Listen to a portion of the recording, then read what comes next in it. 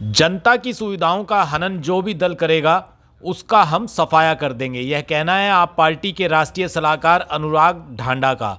वे आज रोहतक में आप पार्टी के कार्यालय में एक प्रेस वार्ता में बोल रहे थे। साथ ही उन्होंने कहा कि ईडी का गलत इस्तेमाल करके आप पार्टी के नेताओं को फंसाने का प्रयास किया जा रहा है, लेकिन जिस दिन ईडी भाजपा के हाथों से निकल जाएगी उस दिन भाजपा के नेताओं का क्या हाल होगा यह बीजेपी वाले सोच लें। ईडी द्वारा दिल्ली के मुख्यमंत्री अरविंद केजरीवाल पर भ्रष्टाचार के आरोपों को लेकर अनुराग ढांडा ने सफाई देते हुए कहा कि आज तक आप पार्टी के किसी भी नेता के पास 100 रुपये भी ईडी बरामद नहीं कर पाई है। यह सिर्फ आप पार्टी के नेताओं को बदनाम करने की साजिश रची जा रही है।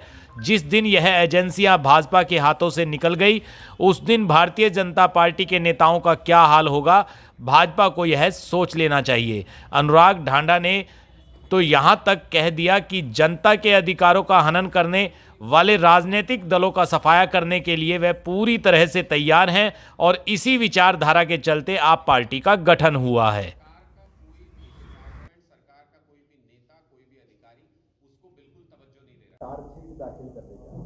देखिए, मैं तो आपको कह ही रहा हूं कि जिस दिन से हम लोग राजनीति में आए हैं, चाहे वो आम आदमी पार्टी का कोई भी व्यक्ति हो, इनके पास आज तक 100 रुपये हमसे कहीं से बरामद नहीं कर पाए। हमने तो पत्रकारिता का मैंने इतना लंबा करियर देखा, हमेशा मैंने ये देखा कि अगर कहीं रेड हुई, कोई जांच शुरू हुई, तो वहाँ से गड्डियाँ बरामद होती थी नोटों की, वहाँ से ब्लैक मनी बरामद होती थी। लेकिन आज तक हमारे किसी भी नेता के यहाँ से ना ये कोई बरामदगी कर पाए। बाद में इनको अपनी चार्जशीट पे भी शर्मिंदगी होती है, कोर्ट में डांट खानी पड़ती है। आज इनका टारगेट ये है, इनको पता है कि भारतीय जनता पार्टी को पूरे देश में आम आदमी पार्टी की विचारधारा चुनौती दे रही है। छटपटा रहे हैं ये किसी भी तरीके से हमारे नेताओं के ऊपर हाथ डालने के लिए, हमारे नेताओं के खिलाफ झूठे केस बनाने के लिए।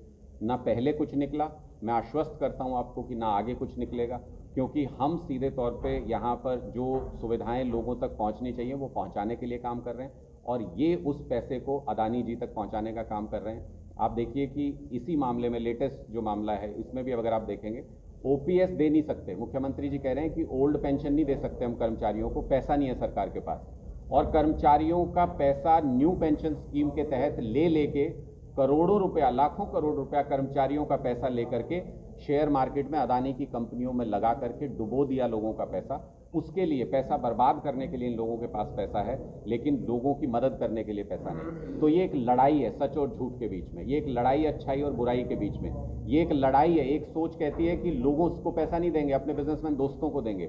एक सोच कहती है कि लोगों को पैसा देंगे, उनको मूलभूत सुविधाएं देंगे।